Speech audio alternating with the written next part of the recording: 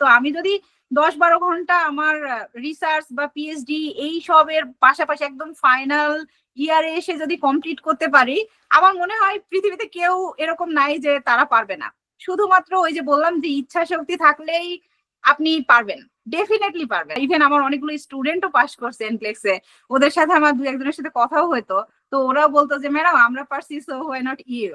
Definitely আপনি পারবেন। সেটা হচ্ছে চিল থাকা, এত কঠিন ভাবে না নেওয়া, যেটা এখন তুমি আমাকে এক্সামের দিনে বলছো যে আপু যেটাই হোক অসুবিধা নাই, সেকেন্ড চান্স তো আছে, দেয়া যাবে, এটা তো একদম এন্ড অফ লাইফ না। প্রথম ক্লাসটার কথা আমার স্পষ্ট মনে আছে, প্রথম ক্লাসটা তুমি নিছিলা, এবং ক্লাসটা নেওয়ার পরে আমার মনে হয়েছিল যে না, এইটা একটা জায়গা যেখানে আমি মনে হয় লেগে থাকলে আমার হবে, এত ভালো লাগছে আমার কাছে। বিশ্বাস করো, আমি এই কথাটা বারবার বলবো যে অন্তর যেভাবে সিম্পল নার্সিং পড়াইছে, আমি জানি না, আমি আর কারোর ক্লাস কখনো করিনি, বাট আমি নিজেও একটা দীর্ঘ সময় ধরে টিচিং এ ছিলাম, আমি বলতে পারি অন্তর যেভাবে পড়াই, আমি জানি না আর কেউ এভাবে পড়াই কিনা, এত ইজি ওয়েতে, এত ফানি ওয়েতে। অন্তর যে ওয়েতে পড়াই সেই ওয়েতে ভাইয়া তুমি কন্টিনিউ করো। We love you, we love the way you teach us. So এটাই ধরে রাখো, বেস্ট, দা বেস্ট। তো আমার স্টাডি ম্যাটেরিয়াল হিসেবে শুরুই হচ্ছে সিম্পল নার্সিং দিয়ে। প্রত্যেক দিনই আমার রিসার্চ রিলেটেড কাজই করতে হয় প্রায় 7 থেকে 8 ঘন্টা সিনসিয়ারলি, এবং তারপরে আমি প্রত্যেকদিন ম্যানেজ করছি 3 থেকে 4 ঘন্টা এনক্লেক্স এর জন্য পড়া। এই জিনিসটা আমার জন্য সব থেকে বড় চ্যালেঞ্জ ছিল, যে সবকিছু ব্যালেন্স আউট করা। আর তোমাদের হচ্ছে যে ফেসবুক পেজটা আছে, আমি চিন্তা করব যে তোমরা আরো তোমাদের যে জিনিসগুলো ম্যাটেরিয়াল গুলো আছে, অবশ্যই তোমাদের জায়গা থেকে যতটা পারা যায়, যাতে আমাদের অল ওভার বাংলাদেশের সব স্টুডেন্ট অ্যাক্সেস পায়, এরকম কিছু ফ্রি ম্যাটেরিয়ালস যাতে আমার স্টুডেন্ট বা যারা আছে আমার ফেলো স্টুডেন্ট, তাদের কথা চিন্তা করে যেন তোমরা একটু বেশি বেশি শেয়ার করো। আমি হচ্ছে 2021 সালে 2021-এ আসছি আমেরিকাতে আমার পিএইচডির জন্য। তো প্রথম বছর থেকেই আমার টার্গেট ছিল যে আমি এনক্লেক্স দিব, সেটা আজকে হোক বা 2 দিন পরে হোক, আমি এনক্লেক্স দিব। আর অ্যাজ পার্ট অফ আমাদের ফিউচার ক্যারিয়ার পাথ, মানে পিএইচডি শেষে যদি কেউ পোস্ট ডকে যায় বা ফ্যাকাল্টি পজিশনে যায়, বিশেষ করে ফ্যাকাল্টি পজিশনে জয়েন করতে চাই, তাদের জন্য কিন্তু আরএন থাকাটা একেবারে ম্যান্ডেটরি। জাস্ট লাইক বাংলাদেশ, যেমন বাংলাদেশে আমরা আরএন না হলে সেটা টিচিং প্রফেশন হোক বা যেখানে হোক জয়েন করতে পারি না, আমেরিকাতে তো ঠিক সেই রকমই। কেউ যদি লং টার্ম চিন্তা করে যে আমি আমেরিকাতে সেটেল ডাউন হব, আমেরিকাতে থাকবো, তাহলে তার জন্য আরএনটা ম্যান্ডেটরি।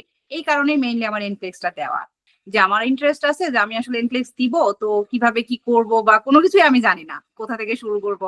তো তুমি তখন আমাকে সাজেস্ট করতেছিলা যে আপু আমাদের তো, আমরা একটা ব্যাচ শুরু করছি আমাদের কোচিং এ, তো আপনি ক্লাস করে দেখতে পারেন, আপনার কেমন লাগে সেখানে আপনি জয়েন করে দেখতে পারেন। প্রথম ক্লাসটার কথা আমার স্পষ্ট মনে আছে, প্রথম ক্লাসটা তুমি নিছিলা, এবং ক্লাসটা নেওয়ার পরে আমার মনে হয়েছিল যে না, এইটা একটা জায়গা যেখানে আমি মনে হয় লেগে থাকলে আমার হবে, এত ভালো লাগছে আমার কাছে।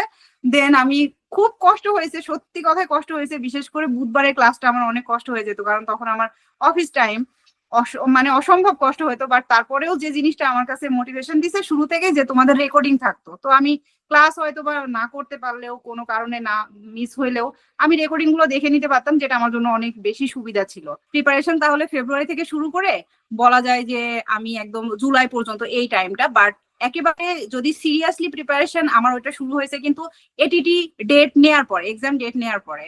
তো মে লাস্ট থেকে আমি বলবো যে জুন জুলাই, আসলে ওই 2টা মাস বা 2.5 মাস আমার সিনসিয়ারলি আমি খুব পরিশ্রম করছি এনক্লেক্স এর জন্য। এইটাই হলো আমার প্রিপারেশনের টাইম আর কি। তো আমার স্টাডি ম্যাটেরিয়াল হিসেবে শুরুই হচ্ছে সিম্পল নার্সিং দিয়ে, এবং তারপরে আমি যেটা করছি কমপ্লিটলি ফলো করছি হচ্ছে সিম্পল নার্সিং। আমার মনে আছে আমার এক্সামের আগ পর্যন্ত আমি 3 বার হচ্ছে থরলি একদম ইন ডিটেলস আমি সিম্পল নার্সিং পড়ছি। আর তার সাথে যেগুলো পড়ছি সেটা হচ্ছে তোমার শীট গুলো, আমি আসলে I can not say enough.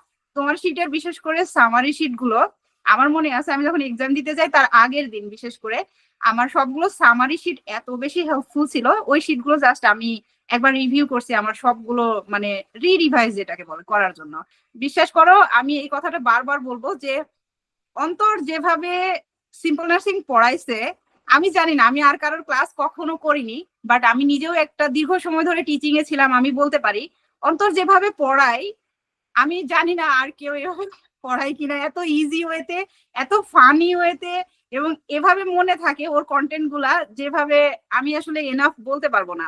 আমার মনে আছে ও যতগুলো জায়গাতে প্র্যাকটিস করতো, মানে ও পরীক্ষার সময়ে, সেটা ইউ ওয়ার্ল্ড হোক, আর্চার হোক বা বুট ক্যাম্প হোক, ও আমাদের সিম্পল নার্সিং পড়ানোর সময় সবগুলো বলে যেত যে এই অধ্যায়ের আপনি এই চ্যাপ্টারের এই জিনিসগুলো খুবই ইম্পর্টেন্ট, যেগুলো কিনা আপনি কোথাও পাবেন না। আর সত্যি ওই জিনিসগুলো অনেক অনেক হেল্প দিবে, অনেক অনেক অনেক হেল্প করবে। তো তোমাদের কন্টেন্ট পড়ানোর স্টাইল এবং তোমাদের নোট প্রিপেয়ার করাগুলো খুবই অর্গানাইজ, তোমার নোটগুলো আরফান। এবং তারপরে যেটা হচ্ছে, বেশি আমার মতো স্টুডেন্ট যারা কিনা সময় দিতে পারে না, ক্লাস করতে পারে না, তাদের জন্য রেকর্ডেড ক্লাসগুলো, এই জিনিসগুলো খুবই হেল্পফুল।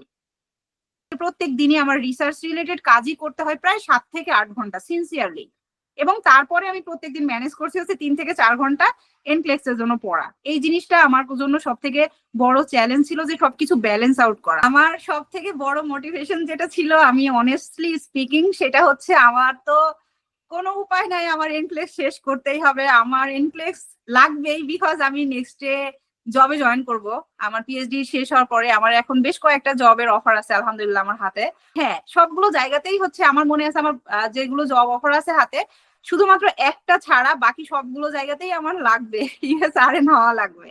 তো এটাই ছিল আমার সব থেকে বিগেস্ট মোটিভেশন, যে আমার তো শেষ করতে হবে, আমার তো আসলে উপায় নাই। এটা ছিল একটা জিনিস। আর সেকেন্ড হচ্ছে আরেকটা জিনিস আমার কাজ করতো, যে ওকে ফাইন, সবাই তো করতেছে তাই না, আমি তো দেখতেছি আমার অনেক স্টুডেন্টরা, ইভেন আমার অনেকগুলো স্টুডেন্টও পাস করছে এনক্লেক্সে, ওদের সাথে আমার দু একজনের সাথে কথাও হতো। তো ওরাও বলতো যে ম্যাডাম আমরা পারছি, so why not you, definitely আপনি পারবেন। তো আমি যদি 10-12 ঘন্টা আমার রিসার্চ বা পিএইচডি এই সবের পাশাপাশি একদম ফাইনাল ইয়ারে এসে যদি কমপ্লিট করতে পারি, আমার মনে হয় পৃথিবীতে কেউ এরকম নাই যে তারা পারবে না। শুধুমাত্র ওই যে বললাম যে ইচ্ছা শক্তি থাকলেই আপনি পারবেন, ডেফিনেটলি পারবেন। এটা ওইরকম আহামরি কিছু না। আমার এক্সাম দেওয়ার পর থেকে আমার যেটা মনে হয়েছে, আমরা যেটা চিন্তা করি ওইরকম আহামরি কিছু না। আপনি যদি আপনার কন্টেন্ট জানেন, আপনার 50% আমি বলবো কন্টেন্ট, এবং 50% আপনার প্র্যাকটিস, তারপরে আপনার ক্রিটিক্যাল থিঙ্কিং। তো এই জিনিসগুলো যদি পারেন, তো এটা আপনার জন্য বা আমার জন্য কারোর জন্যই কোনো বড় কিছু না, সবার জন্য এটা খুবই খুবই ডুয়েবল জিনিস। এক্সাম হলের জন্য বিশেষ করে সেটা আমাকে মনে হয় হেল্প দিছে, খুবই হেল্প করছে। সেটা হচ্ছে চিল থাকা, এত কঠিন ভাবে না নেওয়া। যেটা এখন তুমি আমাকে এক্সামের দিনে বলছো যে আপু যেটাই হোক অসুবিধা নাই, সেকেন্ড চান্স তো আছে, দেয়া যাবে, এটা তো একদম এন্ড অফ লাইফ না, তুমি সেটা বলছো। আমিও আসলে পরীক্ষার হলে খুবই চিল ভাবেই গেছি, যে যা হোক হোক সমস্যা নাই, আমি ঘুরতে আসছি, আরেকটা স্টেটে গেছি আমি পরীক্ষা দিতে, তো আমি ঘুরতে আসছি, ঘুরবো, পরীক্ষা দিব, খাবো দাবো, চলে যাব, যা হয় হবে। তো এই চিল থাকাটা আমাকে অনেক হেল্প করছে। আমি আশা করি যে আপনাদেরকেও এই জিনিসটা খুবই হেল্প করবে, যতটা লাইটলি নেওয়া যায় আর কি এক্সামটাকে। অন্তর যে ওয়েতে পড়াই সেই ওয়েতে ভাইয়া তুমি কন্টিনিউ করো। We love you, we love the way you teach us, so ওইটাই ধরে রাখো, best, the best.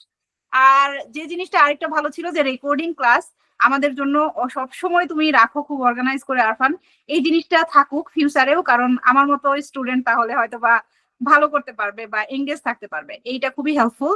R third হলো হচ্ছে যে তুমি যে শীট গুলো দাও কন্টিনিউয়েশন করো, এইগুলো আমাদের জন্য খুবই হেল্পফুল, খুবই অর্গানাইজড আর কি জিনিসগুলো। আর তোমাদের হচ্ছে যে ফেসবুক পেজটা আছে, আমি চিন্তা করব যে তোমরা আরো তোমাদের যে জিনিসগুলো ম্যাটেরিয়াল গুলো আছে, অবশ্যই তোমাদের জায়গা থেকে যতটা পারা যায়, যাতে আমাদের অল ওভার বাংলাদেশের সব স্টুডেন্ট অ্যাক্সেস পায়, এরকম কিছু ফ্রি ম্যাটেরিয়ালস যাতে আমার স্টুডেন্ট বা যারা আছে আমার ফেলো স্টুডেন্ট, তাদের কথা চিন্তা করে যেন তোমরা একটু বেশি বেশি শেয়ার করো, যাতে আমার যে স্টুডেন্ট গুলো হয়তো ক্লাস করতে পারে না বা অ্যাফোর্ড করতে পারতেছে না, তারাও যাতে তোমাদের কাছ থেকে হেল্পফুল হয়। এই জিনিসগুলো জাস্ট অ্যাড করলে খুবই ভালো হয়। থ্যাংক ইউ সো মাচ আপু। আমাদের অলরেডি ফ্রি ক্লাসেস এবং ফ্রি মেটেরিয়ালস এর গ্রুপ আছে। আমরা ইনশাআল্লাহ এটাকে আরো বেশি বড় করার জন্য এবং আরো এনগেজ করার জন্য চেষ্টা করব।